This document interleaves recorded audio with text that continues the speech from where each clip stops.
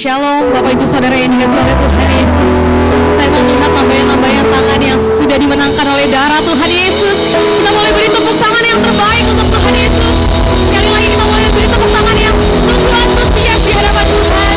Kita boleh sama-sama bangkit berdiri saudara. Kita boleh sapa kanan kiri ucapkan Shalom. Kita beri sapaan yang sungguh penuh dengan sukacita.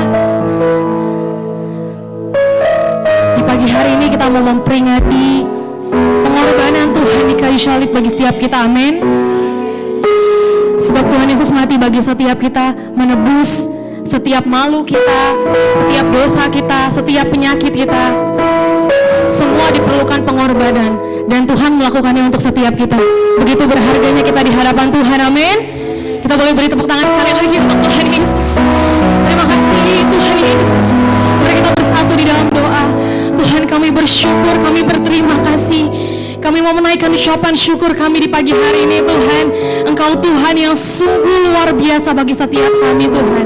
Pagi hari ini kami datang di hadapan Tuhan dengan tangan yang hampa Tuhan, tapi kami memiliki hati yang penuh dan haus akan Tuhan. Kami yakin dan percaya Tuhan, setiap korban syukur kami bisa menyenangkan hati Tuhan di pagi hari ini. Terima kasih untuk setiap pengorbanan Tuhan bagi setiap kami. Kami yakin dan percaya Tuhan bahwa hidup kami sungguh berarti dan berharga di mata Tuhan. Satu yang kami tahu Tuhan, Engkau Tuhan penebus setiap kami. Engkau Tuhan juru selamat kami. Engkau Tuhan kemenangan bagi setiap kami Tuhan. Kami mengatakan Engkau Allah yang luar biasa bagi setiap kami.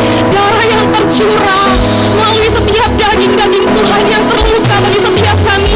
Kami percaya ada maksud Tuhan, bahwa kami adalah anak-anak Tuhan yang Tuhan merdekakan. Terima kasih Tuhan Yesus, terima kasih Bapa. Kami siap masuk lebih lagi dalam hadirat-Mu Tuhan. Menaikkan ucapan syukur kami Tuhan, bersyukur di hadapan Allah yang hidup. Terima kasih Tuhan Yesus, terima kasih Bapa. Haleluya, amin. Dipersilakan untuk duduk kembali saudara. Terima kasih Tuhan. Kami mau terus menyembah-Mu di dalam roh dan kebenaran di pagi hari ini Tuhan Yesus. Terima kasih Tuhan Yesus.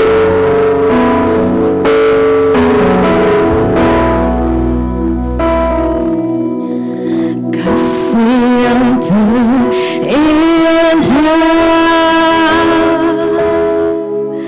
hati yang mulia, hanya ku temukan di dalam-Mu, Yesusku. Pujian kami Tuhan, pujian dari hatiku, selalu di setiap waktuku. Yesus,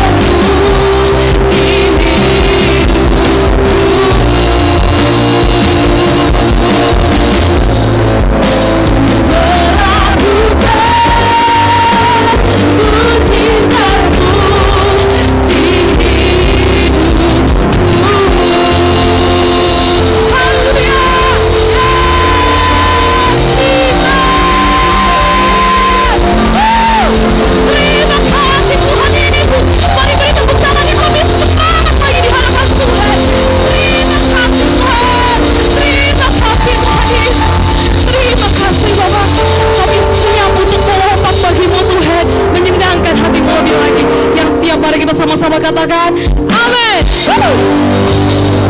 Sebab kami lebih dari pemenang Tuhan, karena kami telah ditebus oleh Tuhan, oleh darah Tuhan Yesus. Haleluya.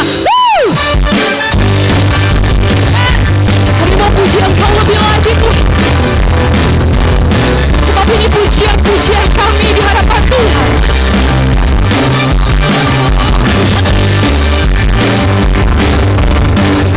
Mari puji Tuhan dengan penuh sukacita, saudara.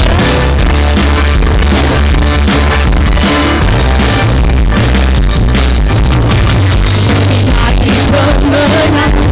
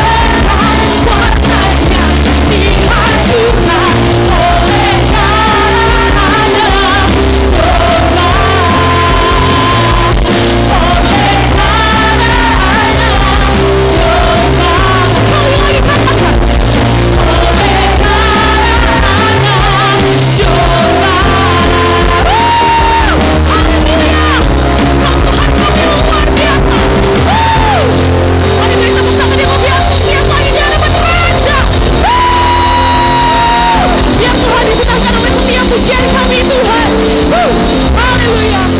Mari semua duduk, kita mulai salam kanan kiri. Aku sudah diselamatkan oleh Tuhan.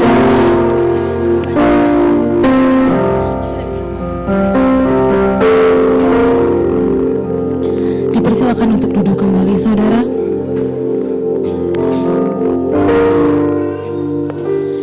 Kami mau siapkan hati kami, Tuhan, untuk mendengarkan apa yang menjadi pesan Tuhan bagi setiap kami. Sebab Engkau adalah roti kehidupan bagi setiap kami, Tuhan. Sebab firman-Mu hidup bagi setiap kami, Tuhan. Biar setiap firman yang boleh kami dengarkan, Tuhan, menjadi remah bagi setiap kami. Bahwa kami mendengarkan suara Tuhan, pesan Tuhan melalui hamba-Mu, Tuhan. Terima kasih Tuhan Yesus.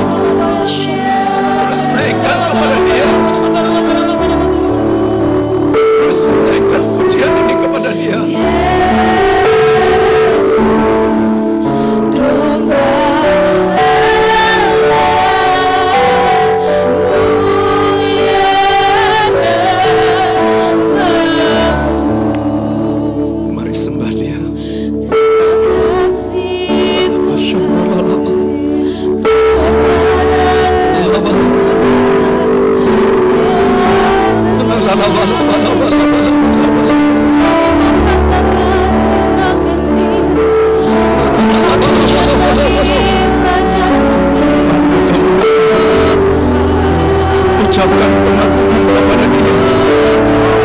Mari sembah. Mari sembah Dia.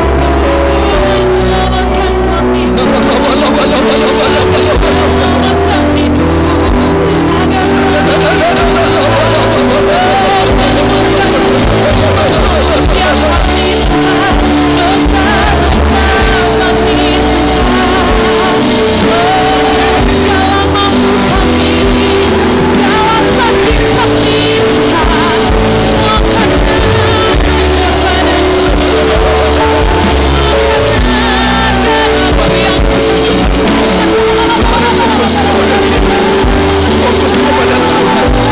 Mari tanggalkan segala beban persoalan masalahmu. Hampiri Dia dengan segala keberadaan hidupmu. Mari datang mendekat kepada Tuhan.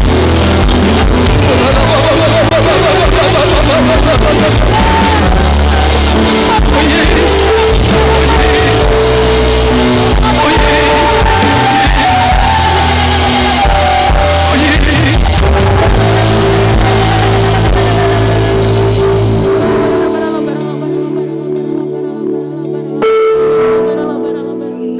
Kau Allah yang mulia.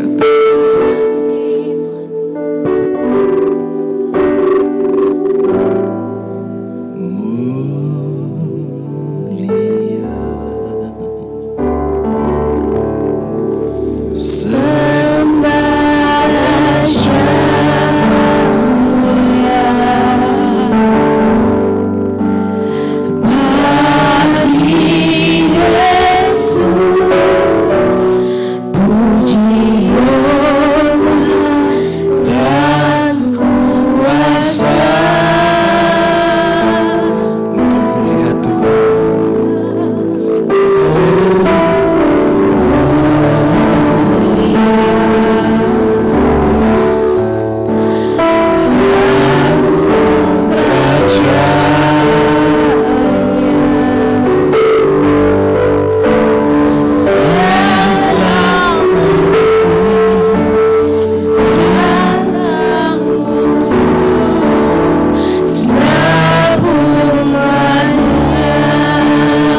Katakan dipuji.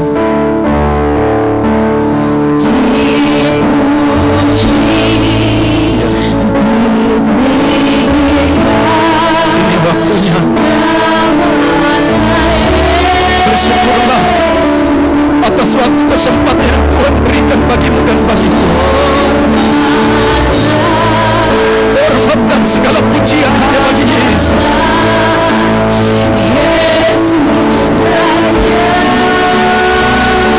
Yesus.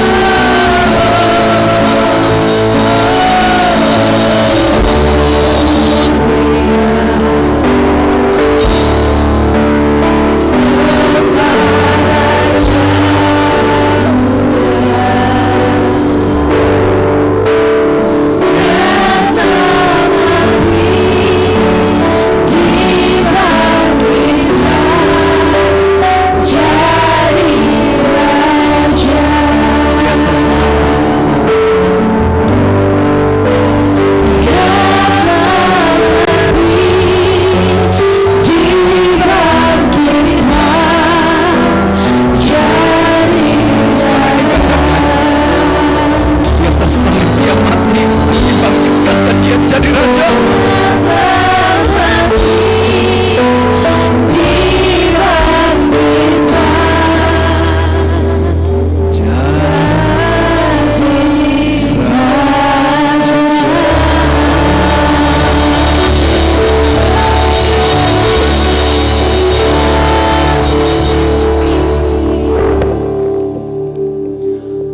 Segala pujian, segala hormat hanya bagimu Tuhan. Oh Yesus.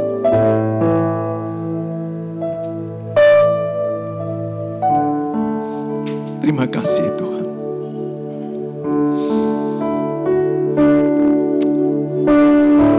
Engkau masih masih memberikan waktu dan kesempatan bagi kami menghampiri-Mu, datang kepada-Mu dengan segala keberadaan hidup kami Tuhan. Terkhusus memperingati hari ini, Jumat Agung. Engkau telah menderita, Engkau teraniaya. Tidak ada satu kesalahan pun yang diketemukan atas-Mu, dan Engkau tanggung, bahkan Engkau disalib untuk kami manusia berdosa. Terima kasih Tuhan. Terima kasih Bapa.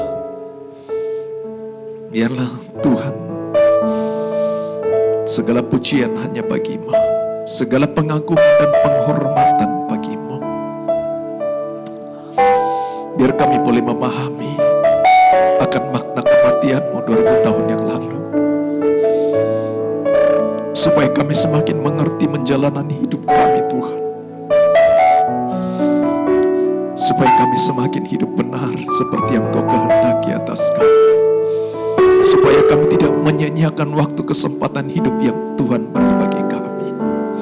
Sebab hidup kami di dunia ini bukan sekedar hanya menjalani keseharian hidup, aktivitas dan kegiatan menghabiskan waktu kami, tapi kami mau pastikan Tuhan, untuk kami boleh mengisi hidup kami dengan karya-karya yang luar biasa, sebagaimana Engkau berikan Roh Kudus-Mu atas kami.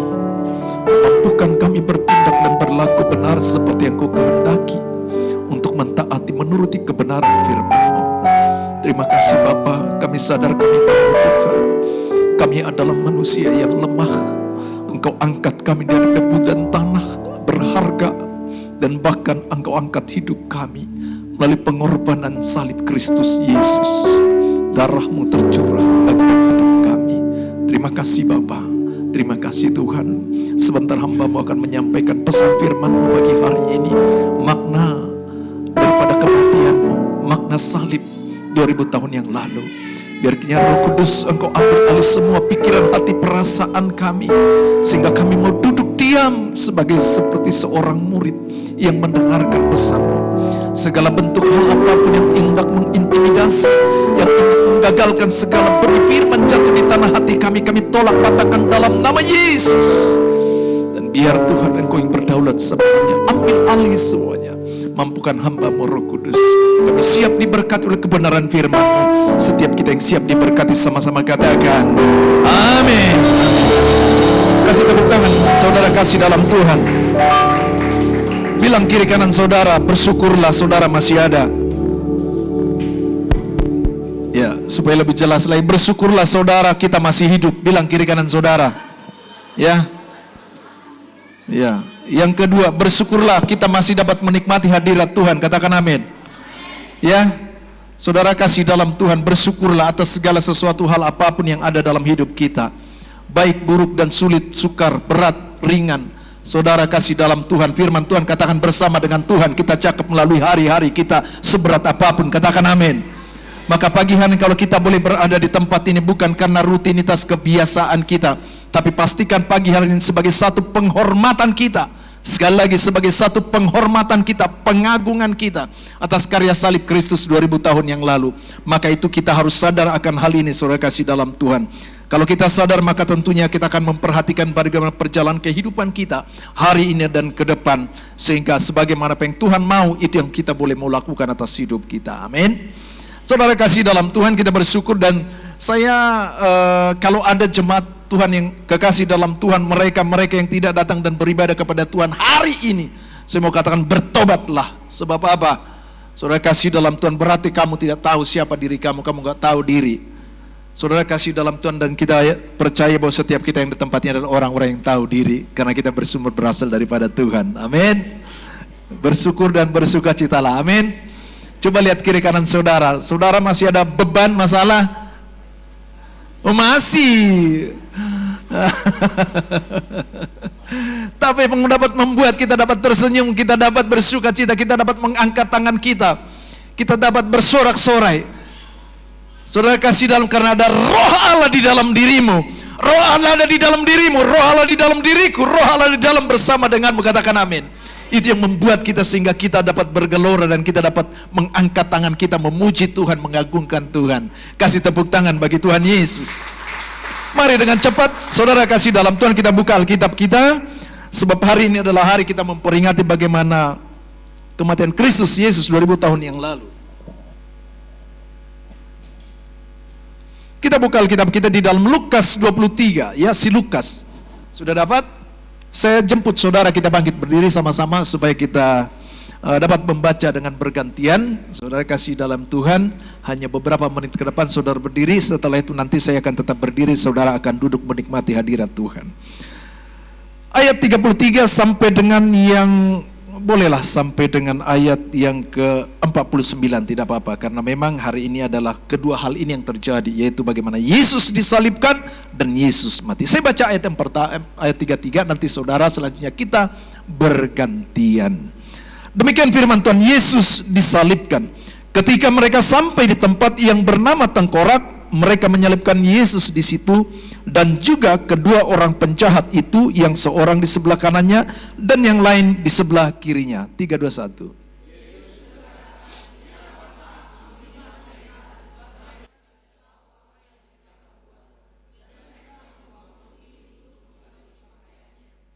Orang banyak berdiri di situ dan melihat semuanya. Pemimpin-pemimpin mengejek dia, katanya, orang lain ia selamatkan, biarlah sekarang ia menyelamatkan dirinya sendiri, jika ia adalah Mesias, orang yang dipilih Allah.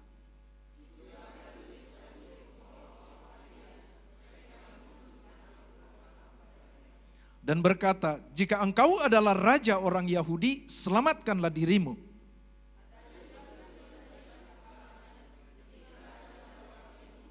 Seorang dari penjahat yang digantung itu menghujat dia, katanya, bukankah engkau adalah Kristus? Selamatkanlah dirimu dan kami.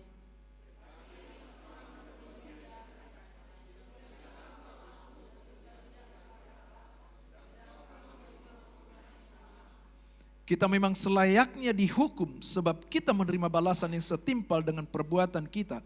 Tetapi orang ini tidak berbuat sesuatu yang salah.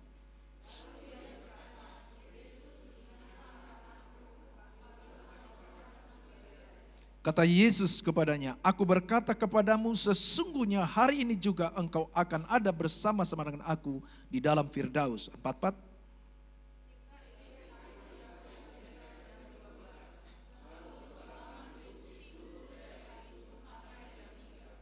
Sebab matahari tidak bersinar dan tabir bait suci terbelah dua.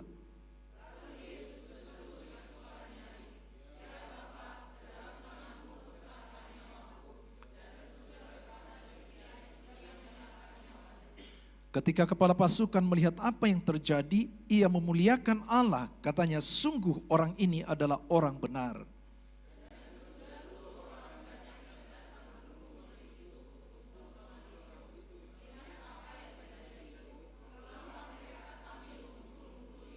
Kita sama-sama ayat 49, 3, 2, 1. Semua orang yang mengenal Yesus dari dekat, termasuk perempuan-perempuan yang mengikut dia dari Galilea, berdiri jauh-jauh dan melihat semuanya itu. Amin. Terima kasih saudara, silakan saudara duduk.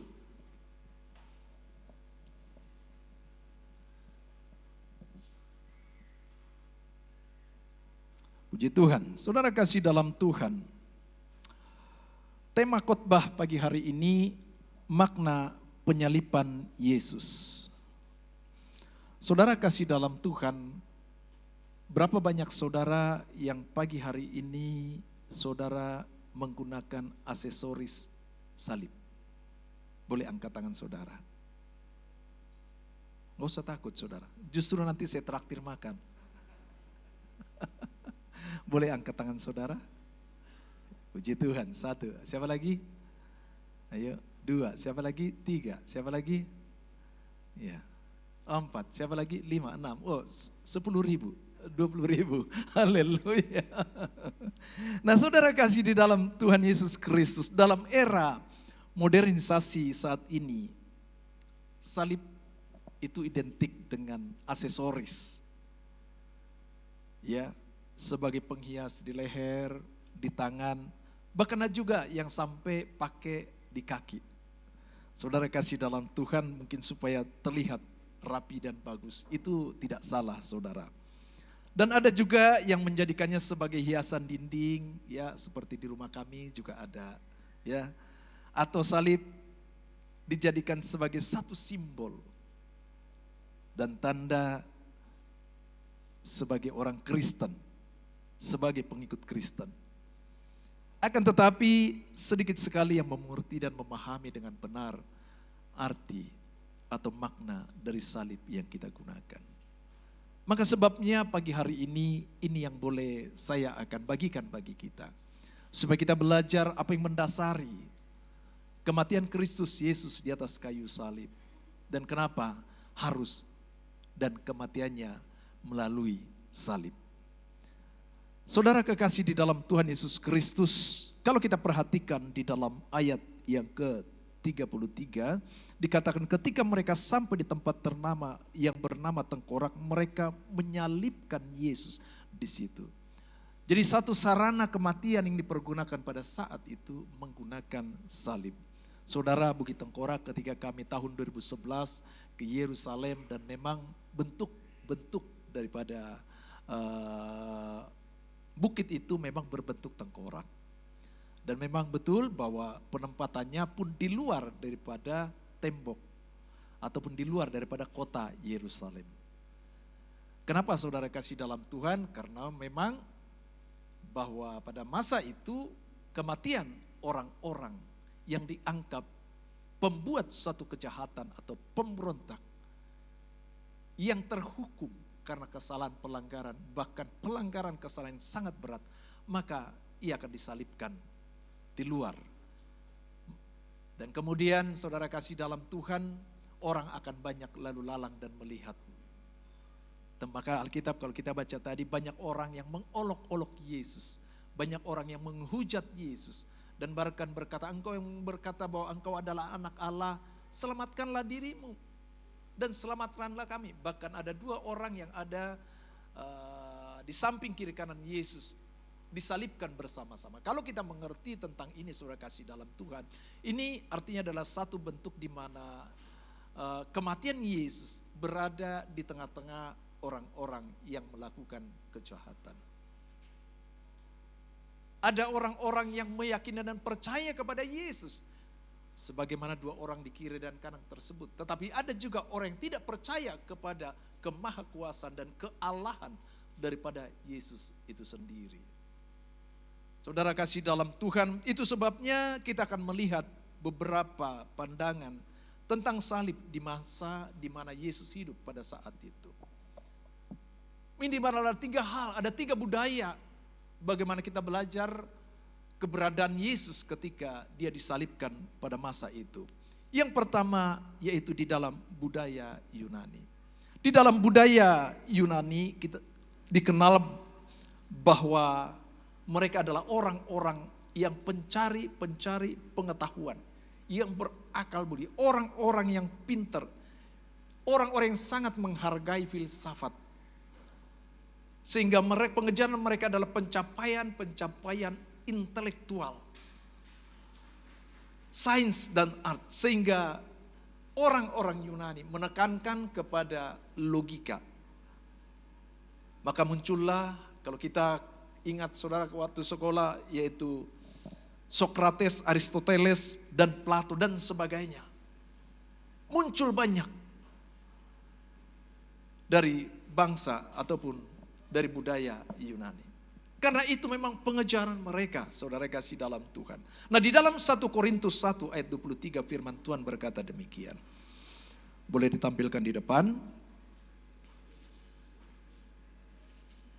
Di dalam 1 Korintus 1 ayatnya yang ke-23 firman Tuhan berkata demikian. Tetapi kami, Rasul Paulus sampaikan kepada jemaat di Korintus.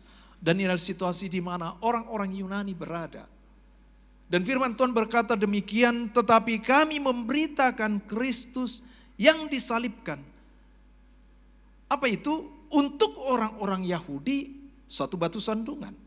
Dan untuk orang-orang bukan Yahudi satu kebodohan. Dan firman ini disampaikan oleh Rasul Paulus kepada orang-orang di Korintus, di mana mereka hidup di dalam budaya Yunani. Bagi orang di luar Yahudi, menganggap bahwa salib itu adalah kebodohan. Sebab memang cara berpikir mereka dengan logika mereka. Kenapa saudara kasih dalam Tuhan? Pandangan Yunani dikatakan bahwa dewa atau Tuhan adalah makhluk yang jauh dari penderitaan manusia. Enggak mungkinlah masa Tuhan menderita. Masa Tuhan teraniaya. Enggak mungkinlah. Kira-kira begitu pandangan daripada orang-orang Yunani pada saat itu. Sehingga mereka mempertahankan tentang bagaimana memandang Allah yang maha kuasa, yang maha tinggi, yang begitu jauh. Akan tetapi sementara Yesus yang diberitakan oleh Rasul Paulus, Yesus yang diberitakan adalah Tuhan yang rela datang ke dunia ini, mendekat kepada ciptaannya dan melepaskan segala kemaha-agungannya. Dan dia bahkan rela menderita mati di atas kayu salib. Saudara kasih dalam Tuhan, sehingga hal inilah yang membuat pertentangan di antara mereka. Sebab mereka menggunakan logika dan mereka menggunakan rasionalitas orang Yunani dalam konsep bagaimana memandang berbicara tentang ketuhanan. Sehingga Alkitab katakan, bagi orang di luar Yahudi, salib adalah kebodohan. Dan mereka menganggap bahwa salib adalah sebuah kebodohan. Saudara kasih dalam Tuhan, maka tadi saya katakan, kalau kita datang beribadah pagi hari ini, saya mungkin pernah katakan bahwa saya itu lebih exciting, ya, bukan membeda-bedakan. Saya lebih exciting ketika di dalam mempersiapkan dan ketika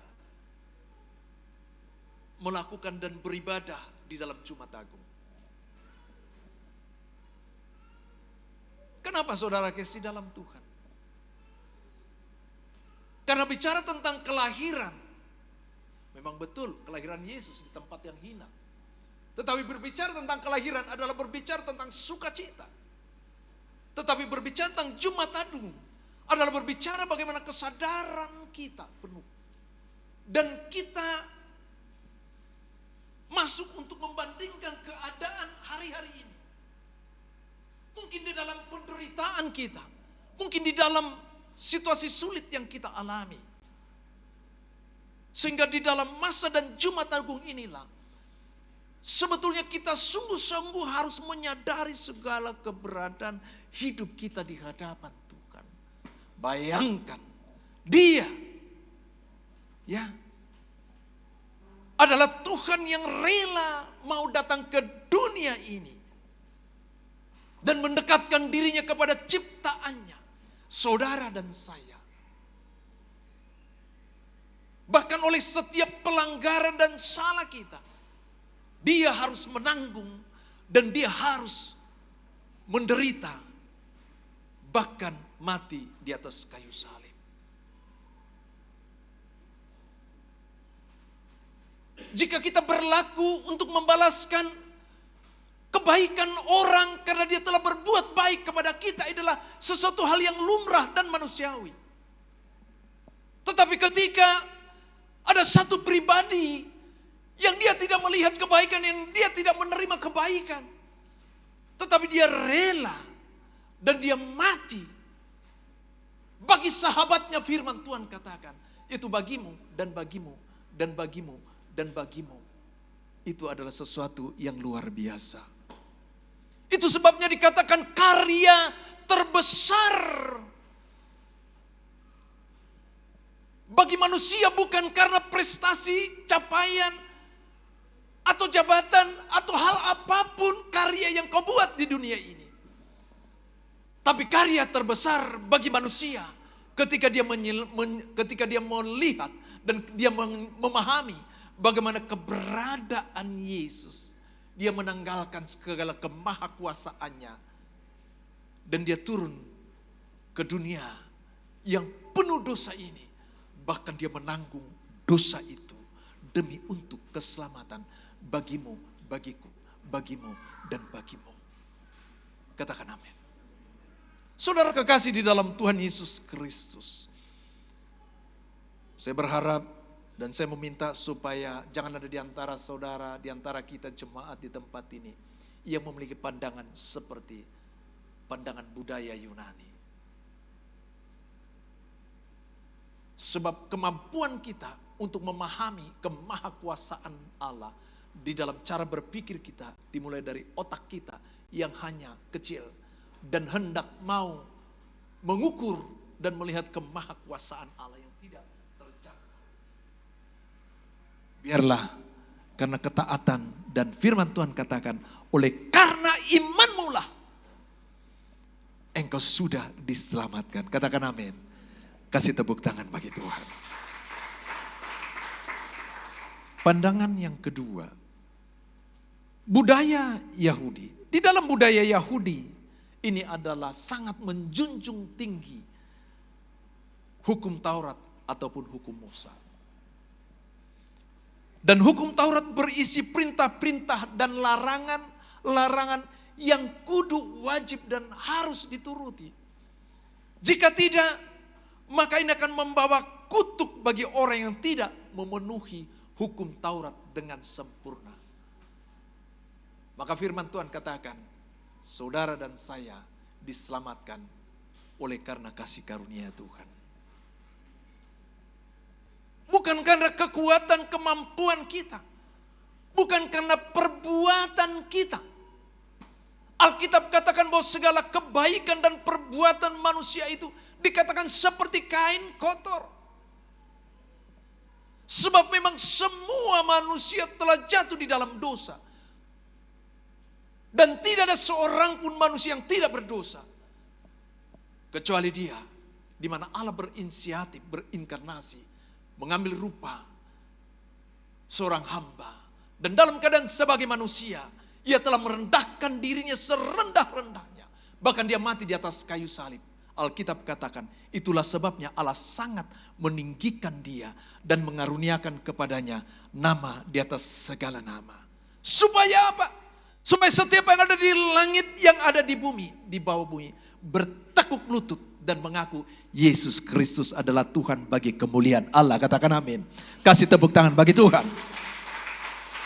Jadi kalau ada orang Kristen yang hari-hari ini engkau kalah karena situasimu, engkau kalah karena dunia ini, berarti kita belum memahami segala keberadaan hidup kita di hadapan Tuhan. Yang dia katakan bahwa segala yang ada di langit, di bumi, di bawah bumi bertekuk lutut. Katakan amin. Lihat kiri kanan saudara, jangan takut jalan hidup brosis. Ngomong saudara, ya, ngomong. Kita punya Allah yang luar biasa, katakan amin. Namanya siapa? Namanya siapa? Kasih tepuk tangan bagi Tuhan. Apalagi kan ada pujian dalam Yesus. Dalam, ada apa? Maksudku tuh lagunya tuh lagu yang mengusir setan itu loh. Yes. Lebih lagi. Ada apa? Sekali lagi.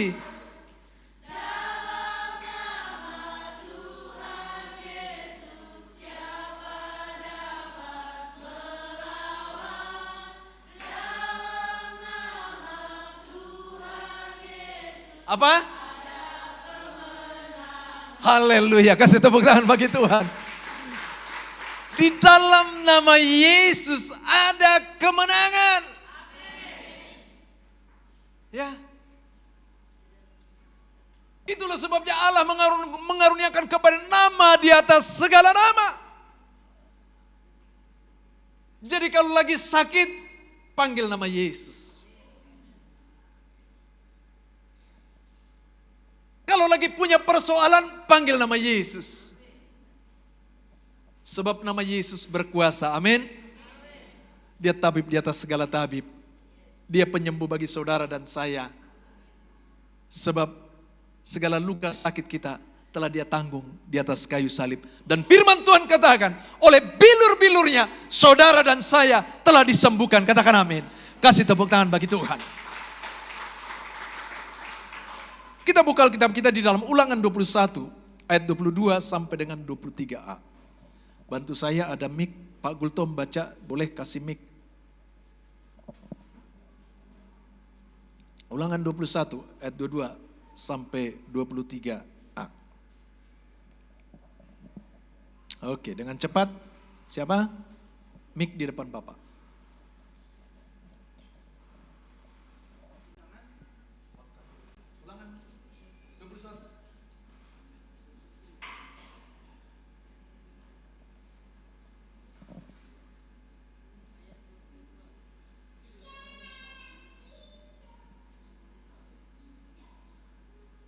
Ulangan 21 ayat 22 sampai 23a. Kita lihat. Ulangan 21 ayat 22. Apabila seseorang berbuat dosa yang sepadan dengan hukuman mati, lalu ia dihukum mati, kemudian kau gantung dia pada sebuah tiang, maka janganlah mayatnya dibiarkan semalam-malaman pada tiang itu, tetapi haruslah engkau menguburkan dia pada hari itu juga. Sebab seorang yang digantung terkutuk oleh Allah. Ya. Janganlah engkau menajiskan tanah. Amin. Cukup. Apabila seorang berbuat dosa yang sepadan dengan hukuman mati lalu dihukum mati, kemudian kau gantung dia pada satu buah tiang, maka janganlah mayatnya dibiarkan semalam-malaman pada tiang itu. Saudara kasih dalam, makanya ketika Yesus disalib, ketika dia mati, mayatnya diambil dan dikuburkan. Betul? Saudara kasih dalam Tuhan, di dalam 1 Korintus 1 ayat 23 tadi sudah kita baca bahwa bagi orang Yahudi, apa dikatakan tadi, salib itu apa? Sebuah batu sandungan. Nah, pada saat itu orang Yahudi ini menanti-nantikan Mesias. Dan bagi pandangan orang Yahudi bahwa Mesias adalah seorang pembebas yang akan membebaskan mereka dari jajahan Romawi. Atau seorang pemberani atau raja dunia. Itulah konsep pandangan dari budaya Yahudi. Nah, saudara kasih dalam Tuhan, maka sebabnya mereka tidak mengakui Yesus sebagai Mesias. Karena apa? Yesus lahir dari seorang anak tukang kayu. Pandangan mereka melihat bahwa Mesias yang akan hadir sebagai pembebas yang membebaskan mereka, seperti nenek moyang mereka sebagai pemberani yang mengalahkan banyak bangsa-bangsa. Dan mereka nantikan adalah seorang raja seperti seorang raja di dunia dengan bermahkotakan mahkota yang mulia, yang luar biasa. Tetapi justru Yesus bermahkotakan dengan mahkota duri. Inilah pandangan dari orang Yahudi. Sehingga apa? Sehingga mereka tidak mengakui Yesus sebagai Mesias karena tidak sesuai dengan ciri-ciri keinginan mereka sendiri. Bahkan di mana kematiannya yang terkutuk menurut pandangan Yahudi. Yesus disalibkan.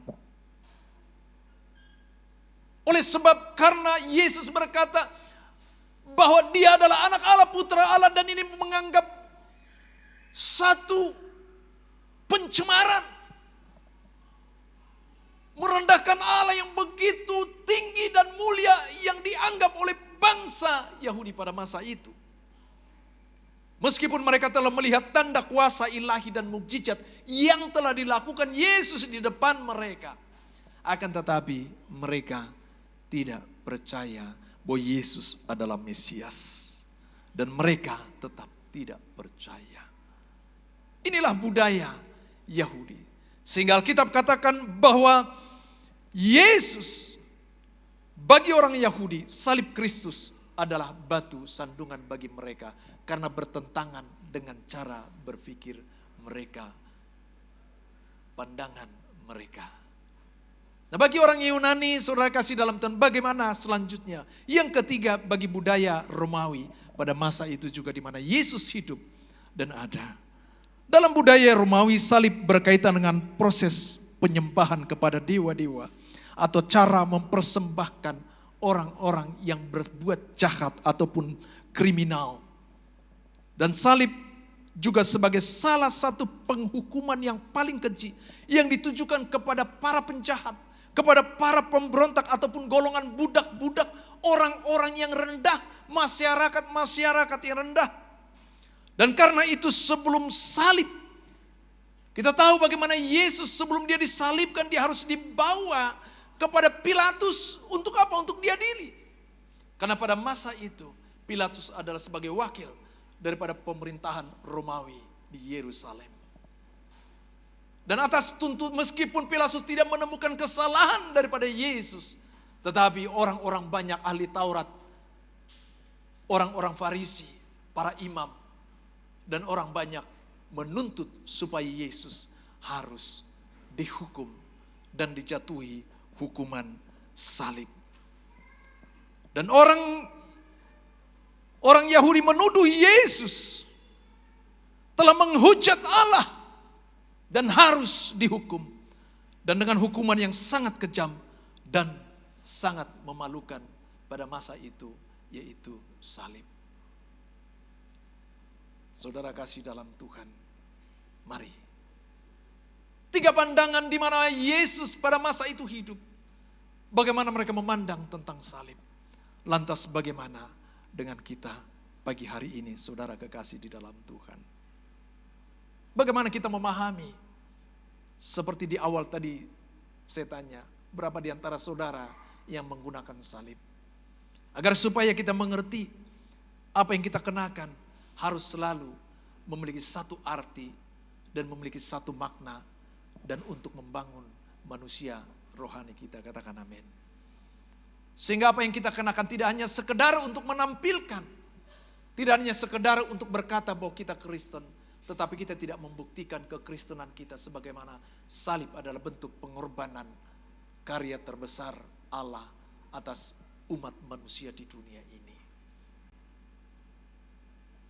Di dalam 1 Korintus 1 ayat 25, kita buka Alkitab kita. 1 Korintus 1 ayat 25 berkata, firman Tuhan berkata demikian. Bantu saya Pak Gultom atau Pak Manurung. 1 Korintus 1 ayat yang ke-25.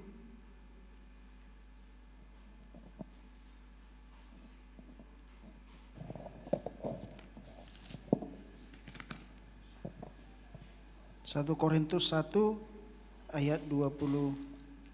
5.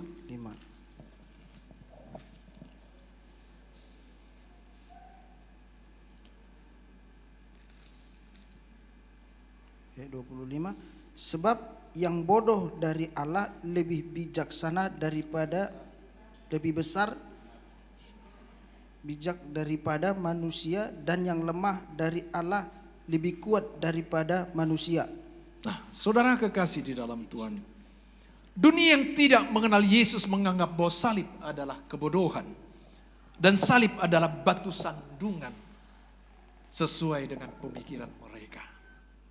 Akan tetapi bagi setiap saudara dan saya, dan firman Tuhan berkata, sebab yang bodoh dari Allah lebih besar hikmatnya daripada manusia, dan yang lemah daripada Allah lebih kuat daripada manusia.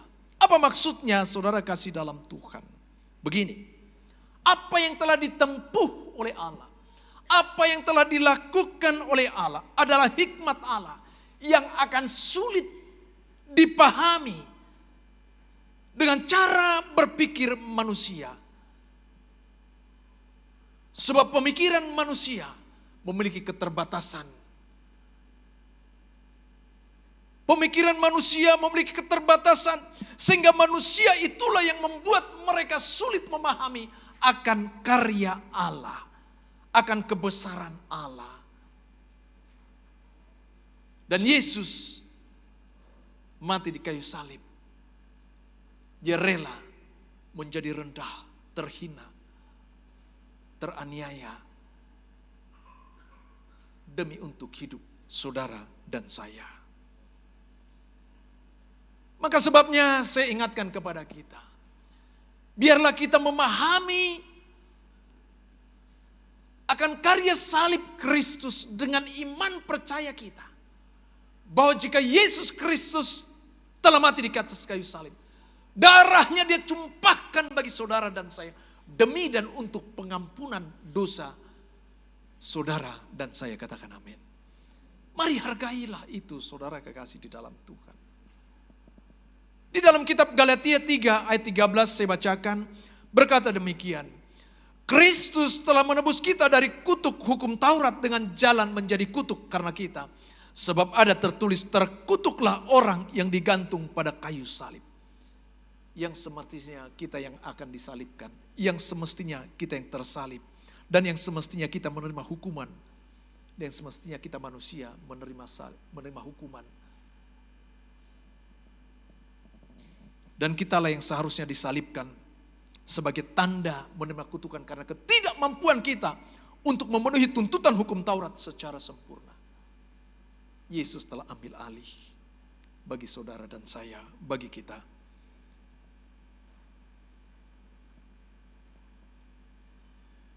Maka kita butuh seorang yang tidak berdosa untuk menanggung semua kutukan yang harus kita terima. Dan hanya Yesus Kristuslah yang suci dan tidak berdosa yang dapat menggantikan saudara dan saya. Dan ia mengambil tempat di atas kayu salib. Dan ia membebaskan kita dari kutukan dan memberikan anugerah dan kehidupan bagi kita. Dan pagi hari ini kita menikmati hidup kasih karunia Tuhan. Katakan amin. Bukan karena kita berbuat dan bertindak dan melakukan hukum Taurat. Bukan karena kebaikan kita. Tetapi karena kasih karunia Tuhan. Yang seharusnya kita yang tersalibkan. Yang seharusnya kita menerima kutukan itu. Tapi dia pikul dia ambil alih. Dan dia gantikan kita di atas kayu salib. Supaya kita menerima kasih dan kita menerima kasih karunia Tuhan. Katakan amin. Mari kita pahami ini saudara kasih dalam Tuhan. Maka jika kita masih hidup sampai dengan saat ini, Tuhan punya tujuan tertentu bagi hidupmu, bagi kita. Kerjakanlah dan lakukanlah yang terbaik yang kau miliki dalam kehidupanmu. Sebab dia ada bersama dengan kita. Dia ada di dalammu, dia ada di dalammu, dan dia ada di dalammu, dan dia ada dalam kita. Hargailah pengorbanan dan karya salib Kristus Yesus 2000 tahun yang lalu. Dia telah mati bagi saudara dan saya. Katakan amin. Saudara kasih dalam Tuhan. Hukuman untuk penjahat, tujuan Romawi menggunakan salib untuk menegakkan hukum. Tujuan salib pada masa itu adalah untuk menegakkan hukum. Tapi penyiksaan dan penyaliban Yesus bertujuan untuk membebaskan kita, manusia berdosa, dan menghadirkan keselamatan bagi kita. Yesus, dia dengan sukarela, dia menerima dan dia menderita dan dia mati demi untuk menebus hidup saudara dan saya yang berdosa sehingga hidup saudara dan saya diselamatkan. Katakan amin. Yesus mengubah simbol yang terendah dari hukuman dan aib menjadi simbol yang tertinggi, yaitu kasih dan penebusan. Saudara bicara tentang kasih, kita tidak akan dapat mencapai kasih Allah kalau kita tidak dapat mengampuni orang lain.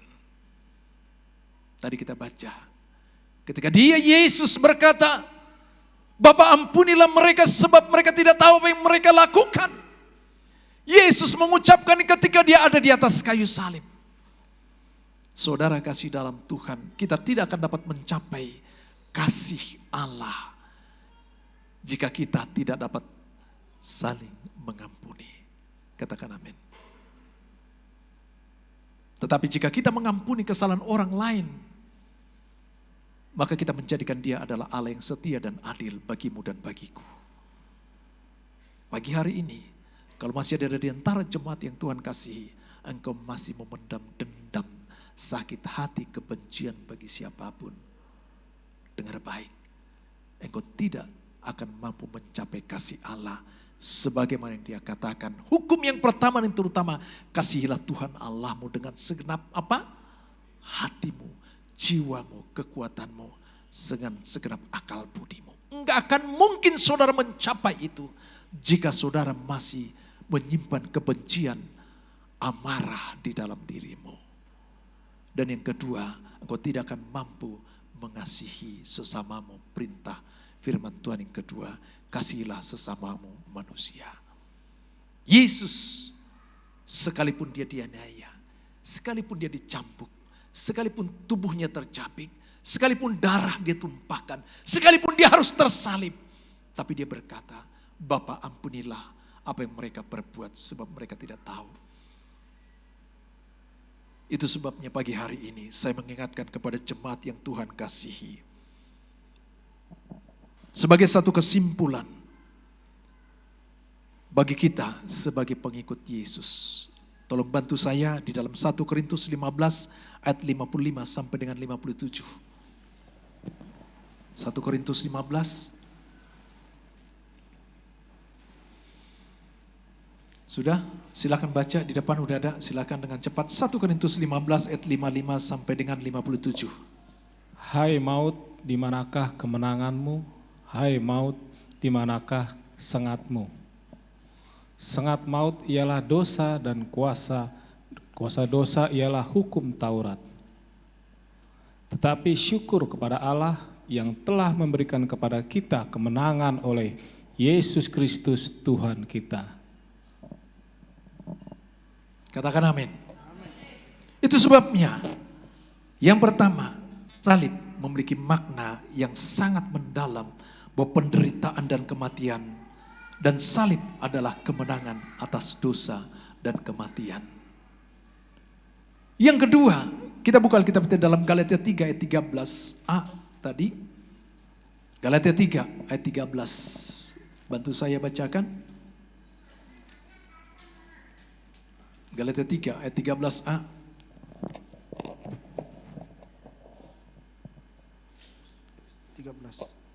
Kristus telah menebus kita dari kutuk hukum Taurat dengan jalan menjadi kutuk karena kita. Sebab ada tertulis, terkutuklah setiap orang yang digantung pada tiang kayu. Saudara kasih dalam Tuhan, melalui salib Yesus mengambil kutukan yang seharusnya kita tanggung, dan ia membebaskan kita dari hukuman dosa dan memberikan kita anugerah kehidupan. Amin. Saya percaya kalau kita mendengar firman Tuhan ini adalah sesuatu hal yang sangat berbahagia bagi kita. Apa yang menjadi ketidakmampuan kita karena hukum Taurat, dan karena ketidakmampuan kita untuk melakukan hukum Taurat yang seharusnya kita terkutuk dan teraniaya dan tersalib. Tetapi Yesus telah ambil alih semuanya itu, gantikan saudara dan saya. Dan yang ketiga, penyaliban Yesus merupakan hikmat Allah yang melampaui pemahaman manusia. Ini adalah satu tindakan cinta kasih yang tidak terukur dari Allah Bapa di surga dengan mengaruniakan putranya yang tunggal, Yesus Kristus, bagi kehidupan saudara dan saya. Saudara kasih dalam Tuhan, bagaimana respon dan tindakan kita pagi hari ini? Yang pertama, hiduplah benar dan jauhilah dosa. Jangan berbuat dosa lagi. Ingat, tubuhmu, tubuhku, hidupmu, hidupku harus kudus di hadapan Tuhan. Sebab dia adalah Allah yang kudus. Dan berkata tidak terhadap dosa dan jauhilah dosa. Yang kedua, taatilah firman Tuhan. Baca, renungkan, pahami, dalami firman Tuhan. Dan kita bersyukur bahwa firman Tuhan kita jadikan rema di dalam hidup kita. Sehingga ketika sebelum kita bertindak atau melakukan segala sesuatu, mari firman Tuhan akan menjadi sinyal di dalam kita mengambil setiap tindakan dan keputusan. Katakan amin. Dan biarlah saudara kasih dalam Tuhan, perayaan Jumat Agung pagi hari ini kita memaknai salib. Selain penderitaan dan kematian, salib adalah kemenangan atas dosa dan kematian. Dan salib mengambil kutukan yang seharusnya kita tanggung, membebaskan kita dari hukuman dosa dan memberikan kita anugerah hidup yang kekal. Dan penyaliban Yesus merupakan hikmat Allah yang melampaui pemahaman manusia. Dan satu tindakan cinta kasih yang tidak terukur. Mari kita responi, kita lakukan di dalam kehidupan kita. Dan kiranya Tuhan memberkati setiap kita. Amin. Mari kita persiapkan, kita akan masuk dalam perjamuan kudus, saudara kasih dalam Tuhan.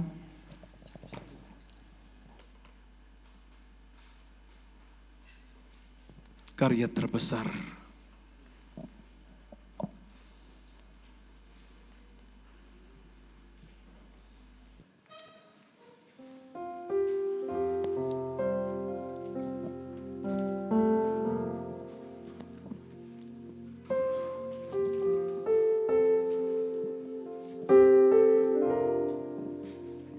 Siapkan hatimu, kita akan masuk dalam perjamuan kudus ini. Oh Yesus, pejamkan matamu sejenak saudara. Responi firman Tuhan ini, yang sudah engkau terima, yang sudah engkau dengar pagi ini.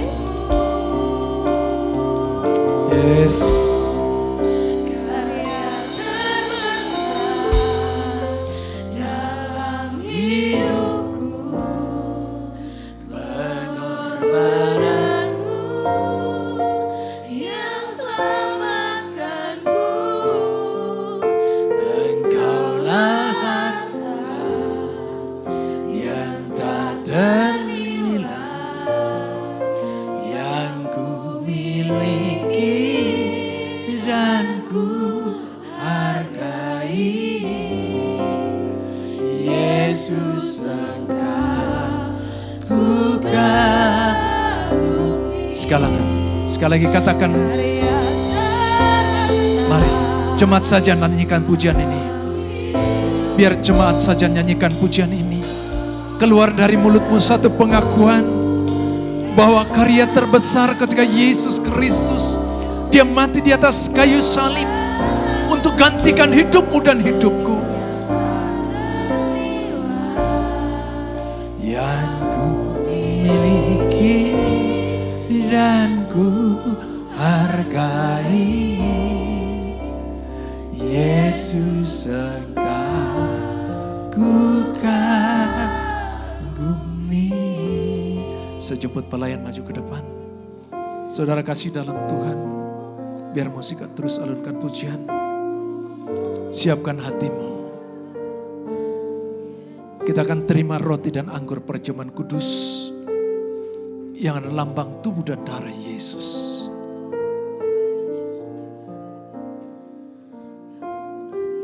Dengar firman Tuhan. Sebab setiap kali kamu makan roti ini dan minum cawan ini, kamu memberitakan kematian Tuhan sampai Ia datang. Saksikanlah ini. Beritakanlah karya terbesar atas umat manusia. Dia turun dari surga, mengambil rupa seorang hamba. Dan dalam keadaan sebagai manusia, ia telah merendahkan dirinya. Bahkan dia taat sampai mati di atas kayu salib. Adakah pagi ini saudara memahami bahwa itu adalah untuk bagimu, untuk bagimu, untuk bagi saudara, dan untuk bagi saya. Dia ambil alih segala kutuk dan dosa. Dia mati di atas kayu salib. Bagimu dan bagi saya. Terima kasih Tuhan. Terima kasih. Mari sebelum kita terima roti dan anggur perjamuan kudus ini, mari hampiri Dia. Buka mulut saudara. Buka mulutmu. Ucap terima kasih. Dan mintalah belas kasihan Tuhan atasmu. Mari buka mulutmu. Jangan ada yang diam, saudara. Jangan ada yang diam. Urana batasyamarana. Jika masih ada di antara saudara, di antara kita pagi hari ini, yang masih memendam dendam, kedengkian, amarah, sakit hati, mari lepaskan itu. Buang sampah-sampah yang masih ada di dalam hati. Bersihkan itu. Sehingga kau dapat mencapai akan kasih Allah. Kasih yang tidak mengharapkan imbalan. Kasih yang melepaskan. Kasih yang mengampuni.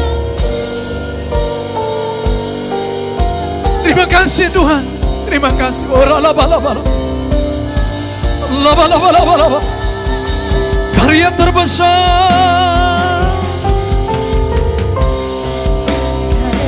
Terima kasih Tuhan. Kami siap terima anggur, roti dan anggur jamuan kudus. Dalam nama Yesus. Pengorbananmu yang selamatkanku.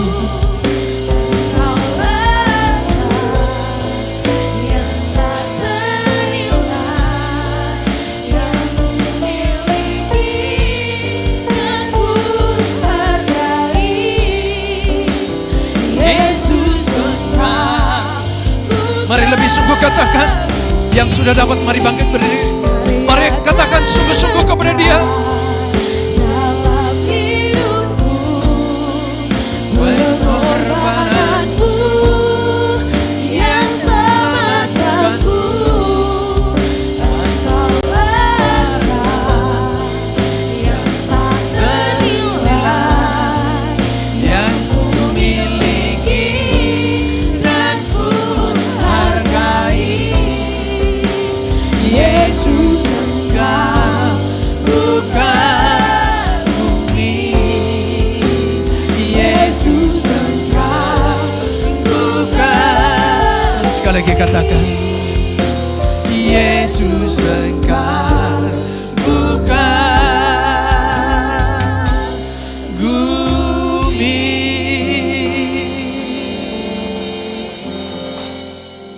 Mari angkat roti di tangan kanan saudara tinggi-tinggi dengan iman, dengar baik.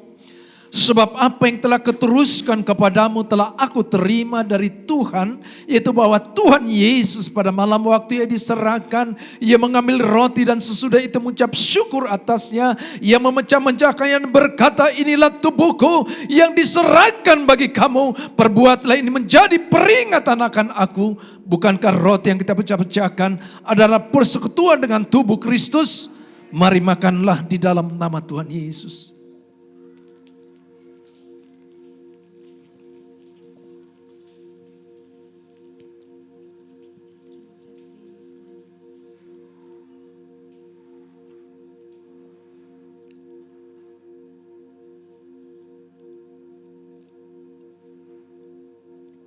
Mari angkat tangan, angkat anggur di tangan kananmu tinggi-tinggi.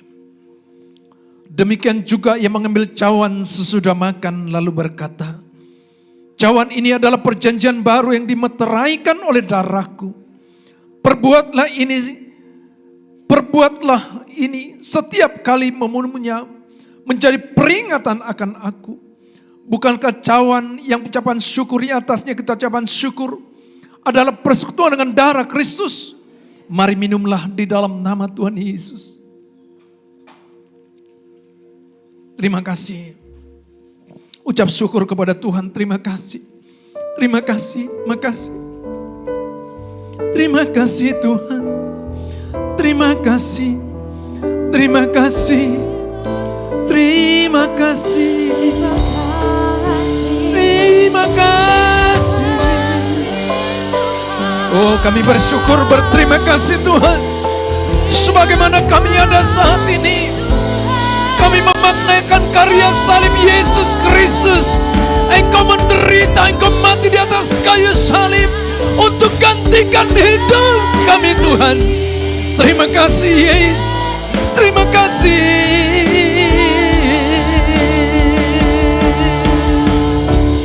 Terima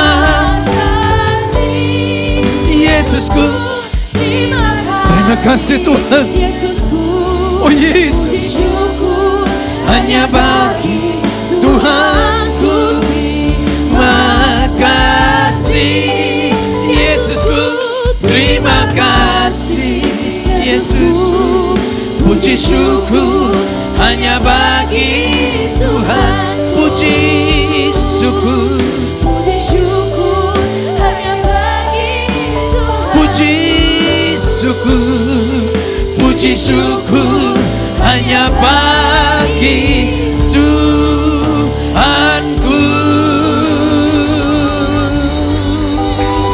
Sorakan haleluya. Mari lebih lagi tepuk tangan. Lebih sungguh lagi tepuk tangan. Berikan pujian sorak-sorai bagi Tuhan. Berikan pujian sorak-sorai bagi Tuhan.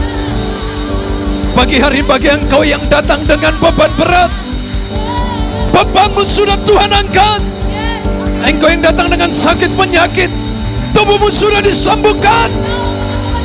Engkau yang datang dengan luka sakit batin, engkau sudah dipulihkan. Katakan, aku sudah sembuh. Hidupku diberkati. Terima kasih Tuhan. Segala puji syukur bagimu ku tinggikan, namamu selalu. Kemuliaan hanya bagimu. Terpujilah namamu segala puji syukur bagimu. Ku tinggikan namamu selalu. Kemuliaan hanya bagimu.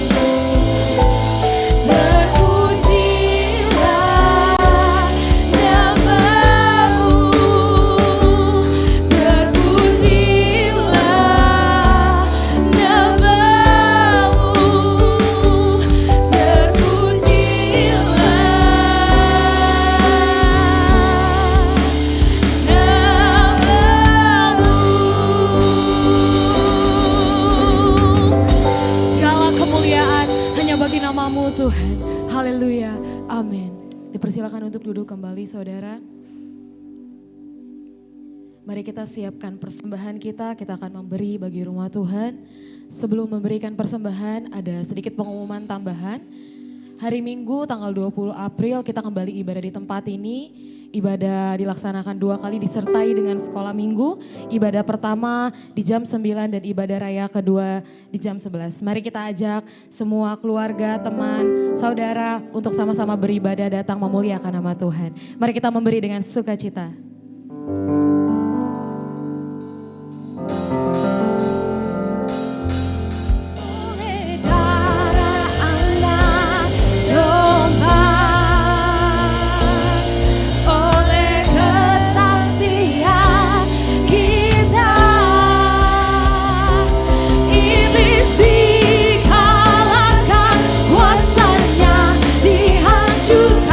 Oleh darah anak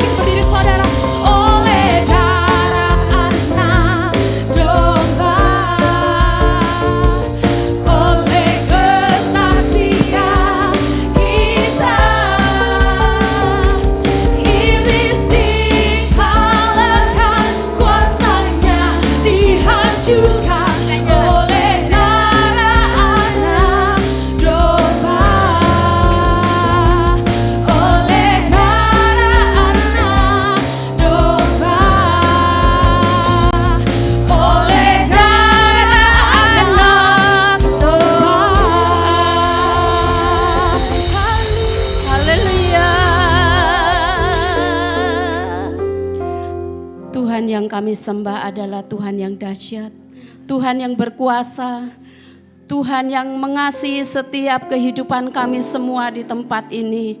Kami bersyukur Tuhan untuk karya salib-Mu, untuk pengorbanan-Mu ya Tuhan. Tanpa karya salib-Mu Tuhan, tidak akan diselamatkan setiap kami ya Bapa hari ini. Karena tanpa penumpahan darah, tidak akan terjadi penuaian ya Tuhan. Baik itu penuaian jiwa-jiwa, baik penuaian kesehatan, baik penuaian ekonomi akan terjadi hari-hari ini. Terima kasih Tuhan, kami bersyukur untuk kebenaran firman-Mu yang sudah disampaikan oleh Bapak Gembala kami. Biarkanlah firman-Mu termeterai dalam kehidupan kami masing-masing ya Tuhan. Firman-Mu ya dan amin. Firman-Mu boleh mengubah setiap paradigma kami. Firman-Mu boleh mengubah setiap hati pikiran kami, melembutkan hati pikiran kami menjadi hati yang baru, hati yang mau dibentuk, hati yang mau dengar-dengaran akan firman-Mu.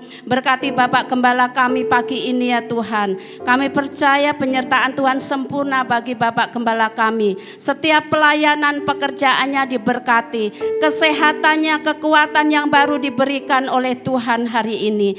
Terima kasih Tuhan, kami percaya berkat Tuhan melimpah-limpah Bapak Gembala kami dan keluarga besar. Terima kasih Tuhan, kami sudah mendengarkan sebagian firman-Mu pagi ini. Biarkanlah setiap kami boleh selalu dengar-dengaran akan firman-Mu. Kami berdoa untuk setiap umat-Mu Tuhan pagi hari ini yang datang beribadah, yang rindu menyembah memuliakan nama Tuhan. Tuhan memberkati setiap aspek kehidupan mereka. Tuhan memberkati kesehatannya. Kami percaya Tuhan akan selalu menyertai dimanapun jemaat ini berada. Terima kasih Tuhan, kami juga sudah memberikan persembahan. Tuhan Kau memberkati setiap tangan-tangan yang sudah memberikan persembahan di tempat ini. Setiap tangan-tangan yang sudah mengembalikan perpuluhan, ucapan syukur, buah sulung, Engkau memberkati berlipat kali ganda. Terima kasih Tuhan, sebentar kami akan mengakhiri ibadah kami. Kami percaya penyertaan Tuhan bagi setiap kami sungguh sempurna. Kami akan siapkan hati pikiran kami untuk menerima berkat dari hamba-Mu di tempat ini. Haleluya.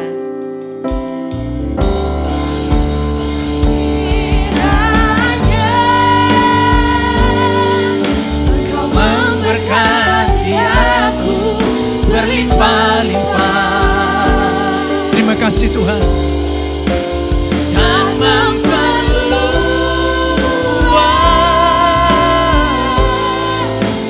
daerahku, dan kiranya tangan-Mu menyertai aku dan melindungi aku daripada malapetaka, sehingga kesakitan tidak menimpa aku. Mari angkat tangan saudara, angkat tanganmu kepada dia, katakan, diberkatilah hidupmu, rumah tangga suami istri dan anak-anakmu. Diberkatilah usaha ladang dan pekerjaanmu. Diberkatilah engkau di luar, diberkatilah engkau di dalam. Diberkatilah buah kandunganmu, kambing domba. Diberkati Tuhan berlimpah-limpah daerahku, dan kiranya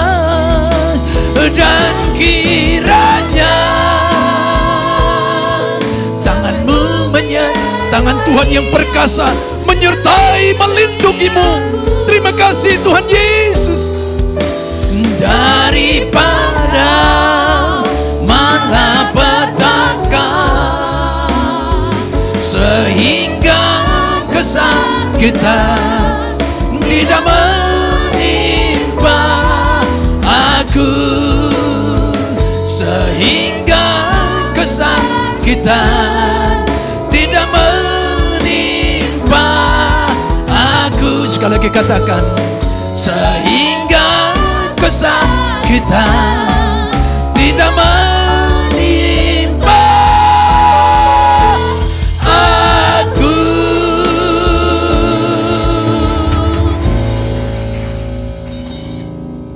Saudara kekasih Kristus, pulang dan terimalah berkat, kasih dan anugerah yang berlimpah-limpah dari Allah Bapa di dalam sorga, di dalam Anak yang tunggal Tuhan kita Yesus Kristus, persekutuan yang manis dengan Roh Kudus yang menyertai saudara mulai dari pagi hari sampai Maranatha. Yesus Kristus datang kali kedua menjemput kita di awan dan memerintah bersama dengan Dia hidup kekal selama-lamanya. Setiap kita yang telah diberkati menjadi berkat. Mari sama-sama katakan amin.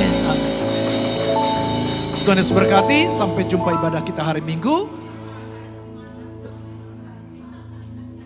Ya, pintu keluar kita di sebelah kiri saya atau sebelah kanan saudara. Tuhan Yesus berkati. Tuhan Yesus memberkati kita semua saudara. Sampai berjumpa di hari Minggu di tempat yang sama. God bless.